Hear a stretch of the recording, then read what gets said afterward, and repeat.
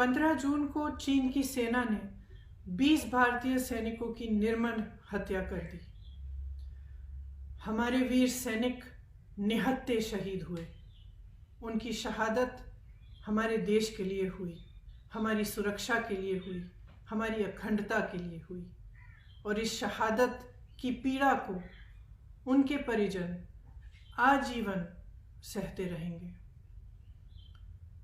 ये एक दुख है जिसे मैं अच्छी तरह से समझती हूँ अपने अनुभव से।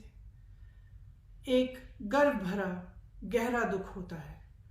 इसकी जिम्मेदारी हम सब की है, क्योंकि हम इस देश के नागरिक हैं और इस देश के नागरिक होते हुए हमारी जिम्मेदारी बनती है कि हम इस शहादत को व्यर्थ न होने दें, कि हम इस शहादत का पूरी तरह से आदर करें।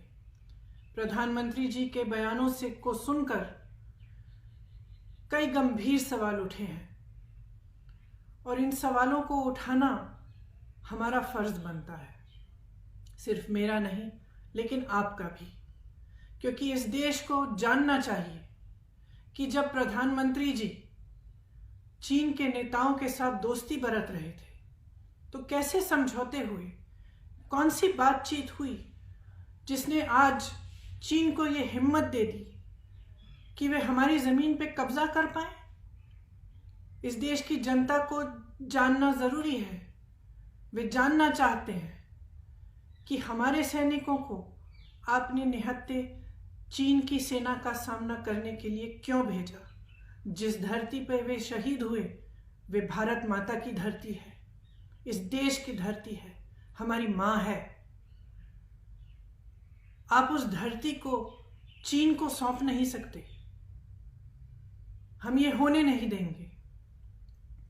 ये देश जानना चाहता है कि हमारी इस धरती में चीन की सेना को आने की इजाजत किसने दी, कैसे आए, क्यों आए। ये सवाल पूरा देश कर रहा है। प्रधानमंत्री जी, आपको इन सवालों का जवाब देना पड़ेगा। देश की जनता अपने शहीदों के बलिदान को व्यर्थ होने नहीं देगी। ये देश हमारा है।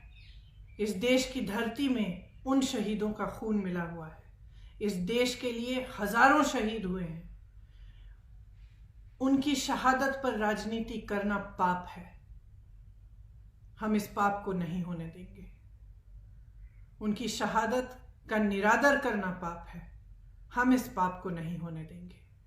हम उनके शहादत के कर्जदार हैं। प्रधानमंत्री जी, आप भी इस शहादत के कर्जदार हैं।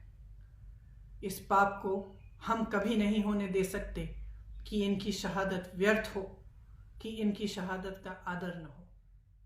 जय हिंद।